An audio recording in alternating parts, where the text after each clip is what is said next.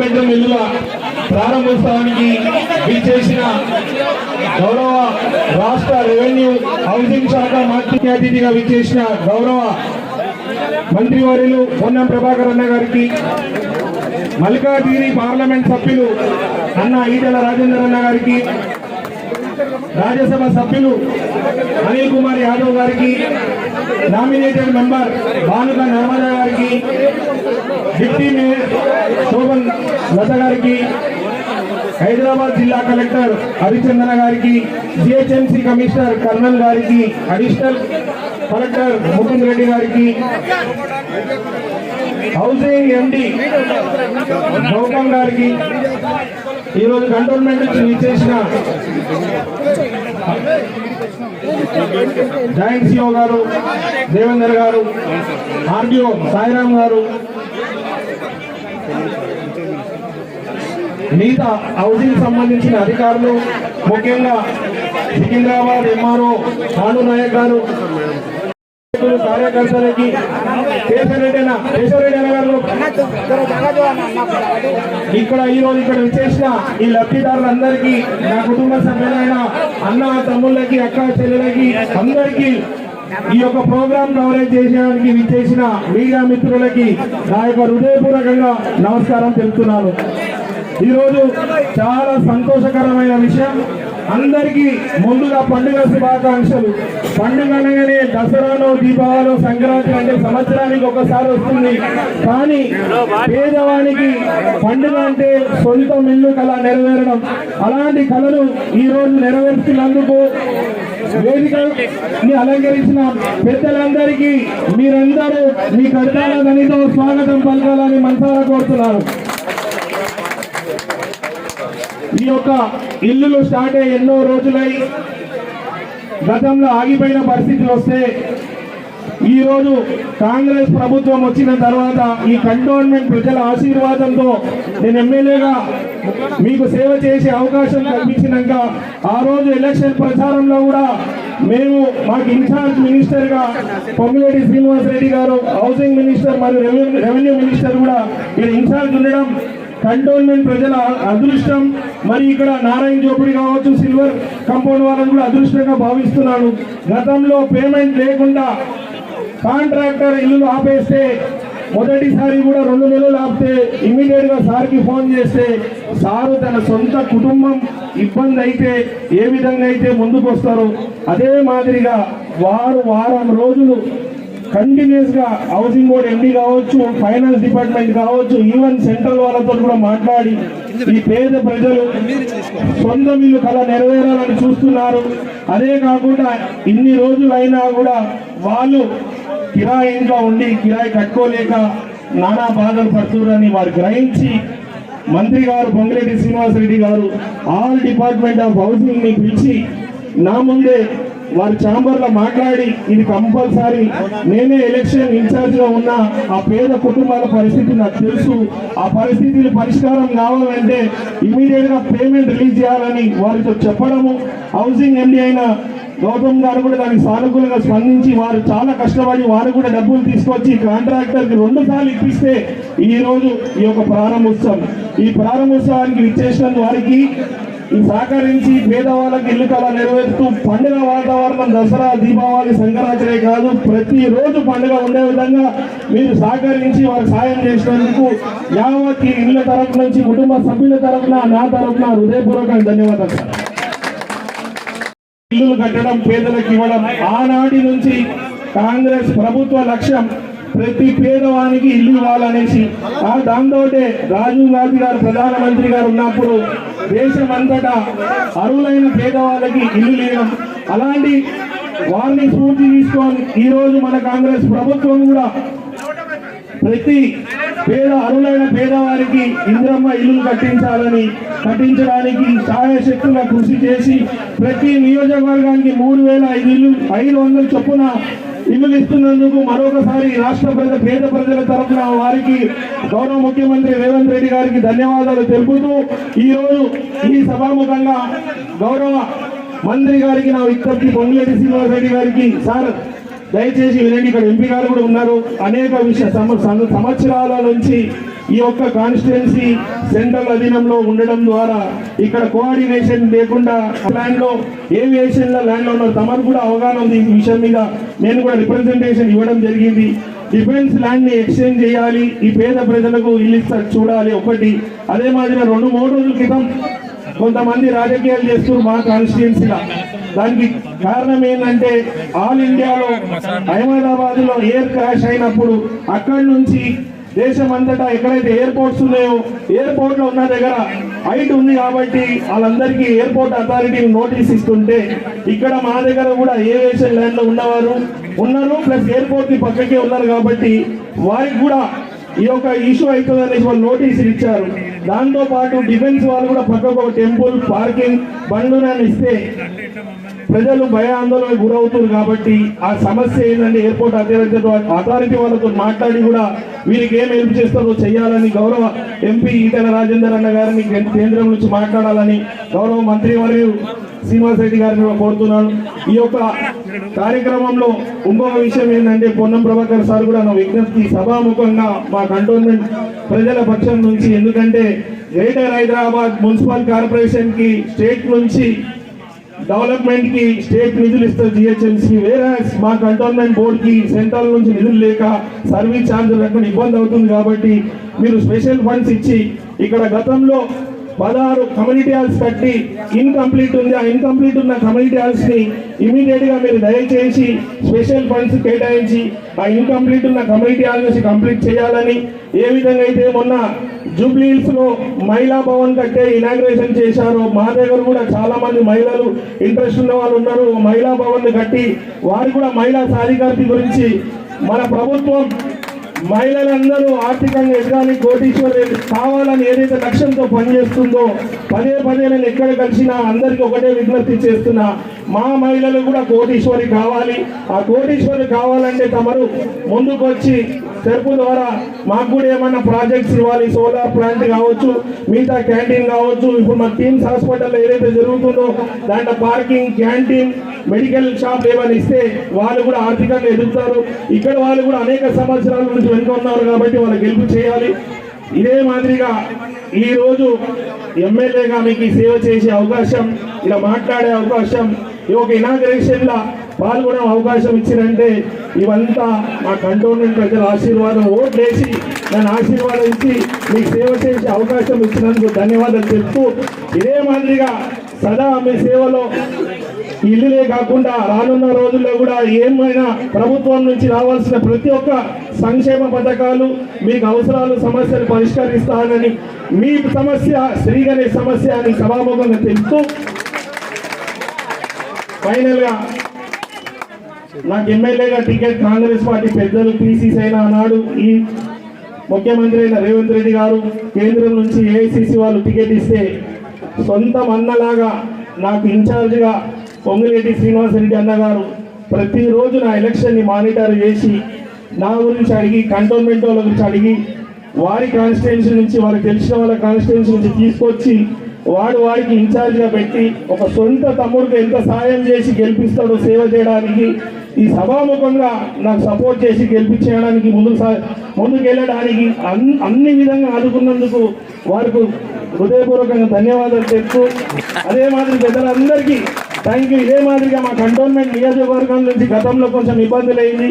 అందరు ఆఫీసర్లు, కలెక్టర్ గారికి, హౌసింగ్ గారికి, జిహెచ్ఎంసీ కమిషనర్ గారు విజ్ఞప్తి చేస్తున్న సార్లు మాలాగా అప్లికేషన్స్ ఎన్నో వస్తాయి, మీ దగ్గరికి ఏ అప్లికేషన్ వచ్చినా పాస్ చేయాలని సభాముఖం మీ అందరినీ వేడుకుంటున్నాను. ధన్యవాదాలు. శ్రీ గణేష్ గారు నాతో మీతో నాతో గౌరవ మంత్రులు పెద్దలు పొన్నం ప్రభాకర్ గారు, పొంగిరెడ్డి శ్రీనివాస్ రెడ్డి గారు, తమ్ముడు member of parliament Rajya Sabha Anil Kumar గారు, శ్రీలతన్న, నర్మదా మల్లికార్జున గారు, కలెక్టర్ గారు, జేసీ గారు, మా కన్నయ్య గారు, జిహెచ్ఎంసీ కమిషనర్ గారు, వేదిక మీద పెద్దలందరూ పేరుపైన నమస్కారం. మీకు ఒక చిన్న చరిత్ర ఉంది తెలంగాణ. మా చిత్ర కేశవరెడ్డి అప్పుడు మీ పార్టీలో ఉండే, అంతేనా?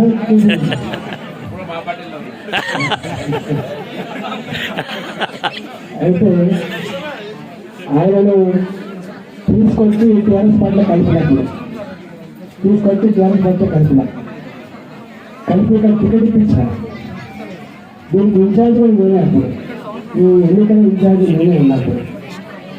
ఈ ప్రాంతం తిరుగుతున్నప్పుడు నేను అప్పుడు ఆర్థిక మంత్రి, గిట్ల కూడా ఉంటుందా, మనుషులు గిట్ల కూడా జీవిస్తారా అని చెప్పి మొట్టమొదటిసారిగా అడ్డగుట్ట చూసిన నేను, పార్శగుట్ట చూసిన నేను, అనేక బస్సులు చూసిన. కానీ ఇంత దుర్భరమైన జీవితాన్ని అనుభవించిన నారాయణ జ్యోతిని ఎప్పుడు చూడలేదు. అది ఈ ప్రాంతం.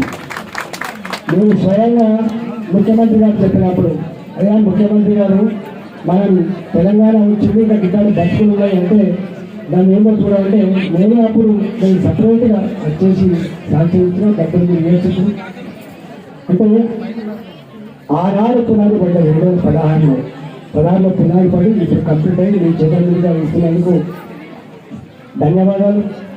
అయితే ఒక చిన్న రిక్వెస్ట్ ఏంటంటే, మనం కూడా మంత్రి గారిని కలిసిన పొన్నంగారేమో హైదరాబాద్ ఇన్ఛార్జ్ మంత్రి కాబట్టి, వారు హౌసింగ్ మంత్రి కాబట్టి 2 సూచనలు చేస్తున్న ఉపన్యాసం వేసుకొని, ఒకటేమో ఆనాడు వాజ్పేయి గారి పీరియడ్లకు నీళ్లు కట్టి పాప ఈ పేదోళ్ళ ఇళ్లలో ఒకసారి చేరిన తర్వాత దాన్ని సున్నం వేసుకోడు కానీ ఆ పాకులు పట్టినా, చెట్లు మలిసినా, పదలు వారినా పట్టించుకునే వాళ్ళు లేదు. కాబట్టి వాటి కనుక మీరు ఐడెంటిఫై చేసి వాళ్ళకి పూర్తి స్థాయిలో కొన్ని డబ్బులు కనుక ఖర్చు పెడితే అవి కూడా మళ్ళీ 10 ఏళ్ళలో 20 ఏళ్ళలో అక్కడికి వచ్చే ఆస్కారం ఉంటుంది. కాబట్టి ఆ బాంబే హౌసెస్ కింద ఈ రాష్ట్రంలో ఎక్కడెక్కడైతే ఇల్లు కట్టిందో అవన్నీ పాడుబడ్డం లెక్క ఉన్నాయో వాటన్నిటికీ మరమ్మతు చేసి వాళ్ళ కొంత సహాయం చేయమని చెప్పి కోరుతా ఉన్నా హౌసింగ్ మంత్రి గారు. రెండవ రిక్వెస్ట్ ఏంటంటే, మొన్న మంత్రి గారి దగ్గర ఫస్ట్ టైం మొత్తం నివేదించి వచ్చిన సరే, ఎక్కడెక్కడో విశ్లేషణ కట్టబడ్డాయి డబుల్ బెడ్రూమ్లు, ఎక్కడో ఉన్న వాళ్ళకి రాకపోవడంలో ఉన్న వాళ్ళకి తీసుకుపోయి ఇచ్చిండు. చేపను నీళ్ళ నుంచి వేడి చేస్తే ఎంత బాధ ఉంటుందో అంత బాధ ఉంది ప్రజలకు. కానీ తప్పదు కాబట్టి మీరు ఇప్పటికే చేస్తున్నారు. నీళ్ళ సౌకర్యం, రోడ్ల సౌకర్యం, లైట్ల సౌకర్యం మీరు చేస్తున్నారు. కాబట్టి వీటికి కొంచెం ఇన్వెస్ట్ చేస్తే, తొందరగా డిస్ట్రిబ్యూట్ చేస్తే వాళ్ళంతా ఉండే ఆస్కారం ఉంటుంది. కాబట్టి ఆ డబుల్ బెడ్రూమ్ ఎక్కడెక్కడ కట్టబడ్డాయో ఇవన్నీ ప్రొవైడ్ చేసి తక్షణమే ఇవాళ మీరు ఎట్లయితే కొబ్బరికాయ కొట్టి వాళ్ళ ఇళ్లలో సాగడానికి ఒక బట్టలు పెట్టి వాళ్ళకు గౌరవాన్ని ఇచ్చిండో, వాళ్ళకు ఒక ధైర్యాన్ని ఇచ్చిండో, ఆత్మగౌరవాన్ని పెంచిండో, అదే పద్ధతి మొత్తం జిహెచ్ఎంసీ పరిధిలో చేయాలని చెప్పి నేను విజ్ఞప్తి చేస్తాను. మనం మీరు ఒక ప్రతిపాదన పెట్టింది. మా పొన్నమల్ల ఈ జిల్లా మంత్రి కాబట్టి ప్రతిపాదన ఏంటి, ఇవాళ కూడా నేను చూస్తున్న బస్సులు కూడా ఇంత మాట్లాడిన తర్వాత ఒక 7 బస్సుల పై ముచ్చట పెట్టాను. ఏదమ్మా ఇంకా ఈ గుడిసెగా ఇంట్లో ఉంటుందా, ఈ 30 గజాలైనా ఈ 60 గజాలైనా ఎందుకుంటారు మీరు, మంచి 4 అంతస్తుల 5 అంతస్తుల అపార్ట్మెంట్ కట్టిన గవర్నమెంట్ మీరు ల్యాండ్ ఇస్తారా అని చెప్పండి. అవును బిడ్డ నిజమే బాగానే ఉంది, కానీ ఒకరికో 30 గజాలు ఉందో ఒకరికో 100 గజాలు ఎట్లా అని చెప్పి వాళ్ళు నిలబడతారు. కానీ ఒక్కరు గుర్తుపెట్టుకోండి, అవసరమైతే ఒక 50 గజాలని క్రెడిట్లో పెట్టుకొని ఎక్కువ నమ్మకమైన సాయం చేద్దాం, కానీ మీరు హ్యాండ్ చేయమని చెప్తే కొన్ని కౌన్సిలింగ్ చేసినా తప్పకుండా రాబోయే కాలంలో బస్తీలలో ఇప్పటికి కూడా మురికి కూపాల పక్కపంటి ఆ 30 గజాలలో 40 గజాలలో ఇవాళ 5 మంది 10 మంది గదే కూర్చొని జీవించడం దౌర్భాగ్య పరిస్థితుంది. ఇవాళ వాళ్ళంతా కూడా ఇళ్లలో పనిచేసే వాళ్ళు, వాళ్ళంతా కూడా పళ్ళు అమ్ముకుంటారు, కూరగాయలు అమ్ముకుంటారు. కాబట్టి అతి పేదరికంగా ఉన్నవాళ్ళు. కాబట్టి వాళ్ళ పిల్లలు చదువుకున్నారు.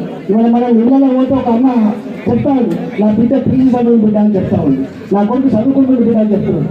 ఆ కాలం వాళ్ళు బతికింది, కానీ ఈ కాలం పిల్లలు పీజీ చదివిన వాళ్ళు అట్లాంటి గుడిసెలల్లో, అట్లాంటి బస్సులల్లో, అప్పుడు 30 గజాలల్లో కుటుంబం మొత్తం బతకాలంటే కష్టమవుతుంది. కాబట్టి అట్లాంటి దానికి ఏమైనా క్రైటీరియా పెట్టి మన ఈ తరం పిల్లల్ని అంత గొప్పగా చదువుకున్న పిల్లల్ని, రేపటి అభివృద్ధిలో భాగం పంచుకున్న పిల్లల్ని మనం గొప్పగా జీవించే బాధ్యత కలిగించడంలో తప్పకుండా మా వంతు ప్రయత్నం చేస్తాం. కాబట్టి మీరు కొంచెం మీ అధికారులను ఆదేశించి రూపొందించాలని కోరుతాను. మా గణేష్ గారు ఎవరైనా ఇక్కడ అందరూ కూడా పేదల గూడు చదవగొట్టేవాడు ఎవరు కూడా మంచివాడు కాదని చెప్పి 100 సార్లు చెప్తారు. ఇక్కడ కూడా ఇవాళ కంటోన్మెంట్ బోర్డు ఇవాళ ఎక్కడో ప్రమాదం జరిగిందని చెప్పి ఎప్పుడో కట్టుకున్నటువంటి ఇళ్లకు ఇవాళ నోటీసులు ఇచ్చి ఖాళీ చేస్తాం ఎక్కువ చేస్తామని చెప్తే తాత జాగీర్ కాదని ఎవరు ఏం లేదు నేనే ఇచ్చింది. అందుకని ఎక్కడ కూడా అక్కడ దాని మీద మాట్లాడతాం. అలాగే 3-4 రోజులు మాట్లాడుతున్న సీరియస్గా ఎక్కడైనా డబ్బు సిగాలి మీకు తెలుసు. రాజకీయాల కోసమో పనుల కోసమో ప్రజలు కూర్చోవాలి తప్పకుండా.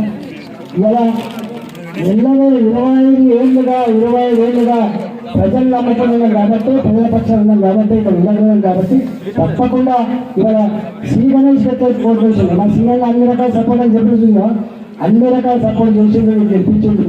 నేను కూడా ఇక్కడ నాకు కూడా ఆయనతో పాటుగా ఇక్కడ నాకు ఓట్లు ఎక్కువనే వచ్చినాయి. కంటోన్మెంట్ ప్రజలు ఏ విశ్వాసాన్ని ఏ నమ్మకాన్ని మా మీద పెట్టేదో తప్పకుండా మీరు ఏమైనా తీసుకునే ప్రయత్నం చేస్తామని చెప్పి మీకు హామీ ఇవ్వాలి. 15 మంది 10 మంది తప్పుంటే ఇళ్ళు ఇస్తామని చెప్పి మా కలెక్టర్ గారు చందన గారు ఇక్కడే ఉన్నారు. ఆ వెస్ట్ మాడి పని కూడా కొంచెం ఇబ్బంది ఉంది, కలెక్టర్ గారి దగ్గర నుండి చేసుకోవాలని చెప్పి మనం చేస్తూ నమస్కారం చేస్తాను. సభకు నమస్కారం.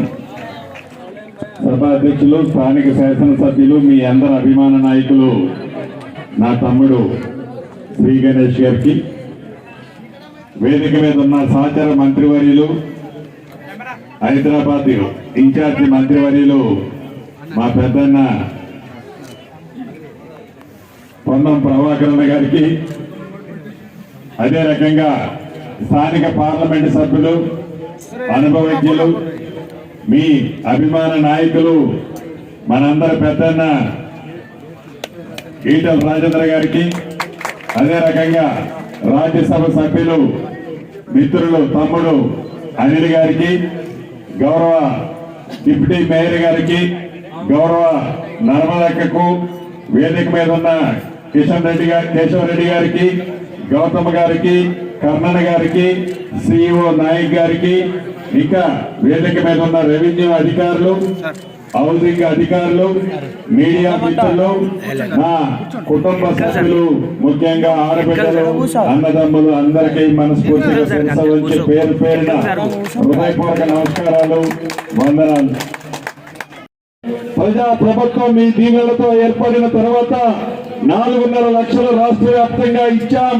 ఇంకా 3 విడతల్లో అర్హులైన ప్రతి పేదవాళ్ళకి, జిహెచ్ఎంసీ పరిధిలో ఉన్న పేదవాళ్ళకి కూడా తప్పకుండా ఈ ప్రభుత్వం ఇళ్ల విషయంలో ప్రత్యేక శ్రద్ధ చూపించి, రాష్ట్ర ఆర్థిక పరిస్థితి బాగలేకపోయినా ఆనాటి దళిత తెలంగాణ రాష్ట్రాన్ని కొల్లగొట్టి దోచుకొని ఆ దొరవారు పైన పేదల పార్టీగా, పేదలకి నిత్యము అండదండలుగా ఉండే ఈ ప్రభుత్వం గౌరవ ముఖ్యమంత్రి రేవంత్ రెడ్డి గారి ఆలోచనలకు అనుగుణంగా తప్పకుండా మీ అందరికీ ఇల్లిచ్చే కార్యక్రమం చేపట్టుద్దని మనస్ఫూర్తిగా తెలియజేసుకుంటూ, స్థానిక పార్లమెంట్ సభ్యులు 2 అంశాలు లేవనెత్తారు. ఒకటి, ఆనాడు వాజ్పేయి గారి టైంలో కట్టిన ఇల్లు కొన్ని రిపేర్లు చేయాలని అడగడం జరిగింది. అధికారులు ఈ వేదిక మీద నుంచే ఆదేశిస్తున్నాను. అక్కడ ఏమేమి రిక్వైర్మెంట్ ఉన్నాయో చూసి తప్పకుండా వాటిని కూడా అతి కొద్ది రోజుల్లోనే శాంక్షన్ చేపించి వాటిని కూడా రిపేర్ చేపిస్తాం.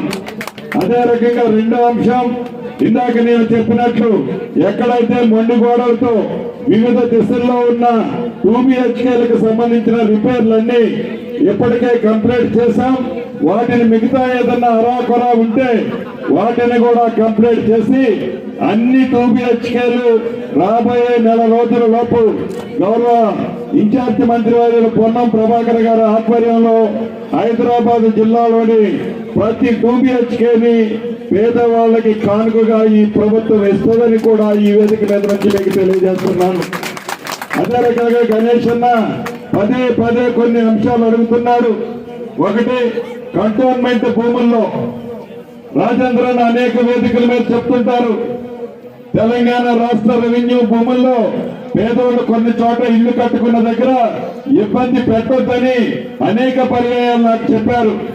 అదే పద్ధతిలో కంటోన్మెంట్ ఏరియాలో కూడా కంటోన్మెంట్ భూముల్లో వాళ్ళ తాతలు ముత్తాతల నుంచి ఎవరైతే నివసిస్తున్నారో ఆ నివసించే భూముల్లో మీరు వాళ్ళకి ఫ్రీ ఓల్డ్ చేసినట్లయితే వాళ్ళకి కూడా ఈ ప్రభుత్వంలో పక్కా ఇల్లు కట్టించే కార్యక్రమాన్ని చేపడతాము. వారు కేంద్ర ప్రభుత్వాన్ని ఒప్పించి మెప్పించి ఆ ఆదేశాలు తేవాలని కూడా గౌరవ స్థానిక పార్లమెంటు సభ్యులను నేను అభ్యర్థిస్తున్నాను. ఇక గణేష్ అన్న ఇంకా 1-2 విషయాలు అడుగుతున్నారు. ఒక శ్మశాన వాటిక కావాలి అని అడగటం జరిగింది. ఈ చుట్టూ ఎటు చూసినా కంటోన్మెంట్ ల్యాండే ఉంటది ఇక్కడ.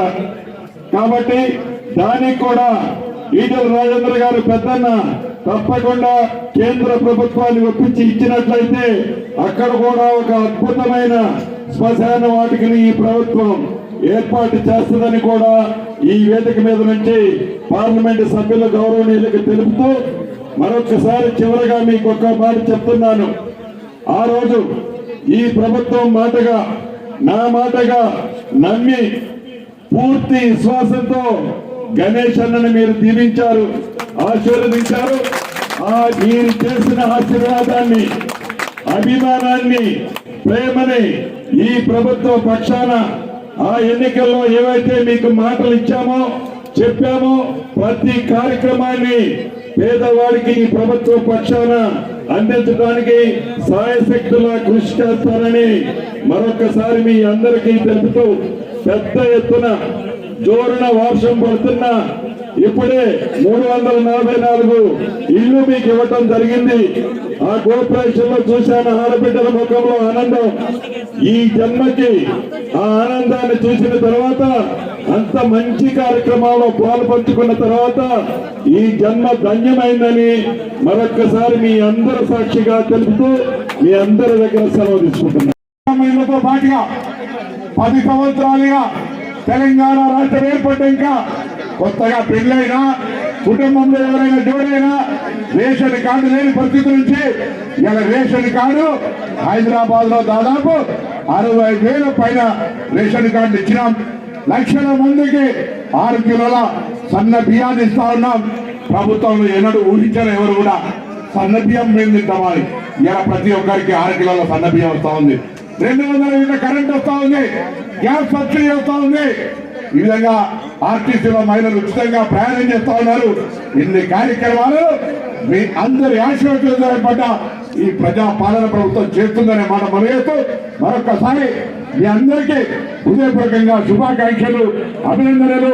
ఈ రసూల్పుర ప్రాంతానికి ఈ యొక్క నారాయణ జోపిడి స్థానంలో ఏర్పడ్డ ఈ కాలనీ అందరికీ మార్గదర్శకం కావాలని ఆకాంక్షిస్తూ నమస్కారం చెప్తూ తెలంగాణ వ్యాప్తంగా ఎన్నికలకు ముందు చెప్పినట్టుగా మేమెవరు ఇతర విమర్శించదలుచుకొని కానీ మాటలు కోటలు దాటినాయి.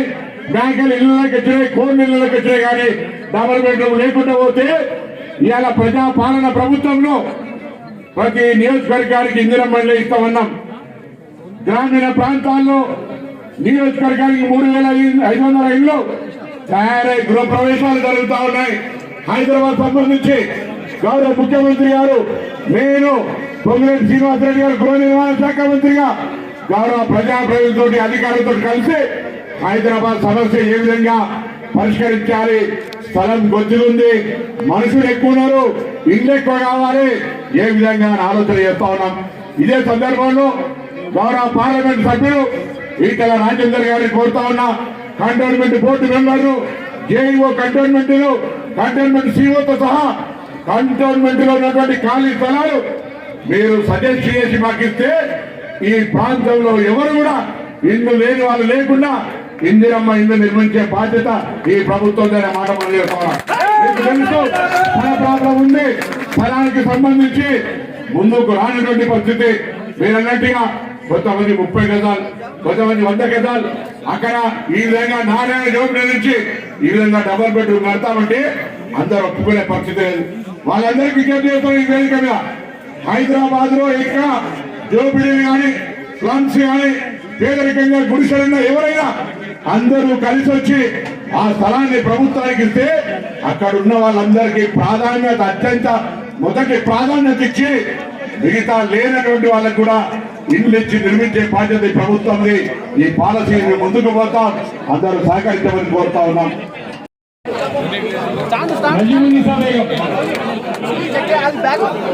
नजीमुन्निसा बेगम उधर आइए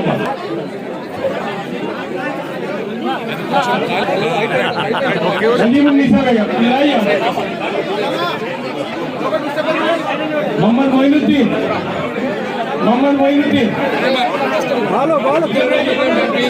मोहम्मद मोइनुद्दीन ऊपर आइए मोइनुद्दीन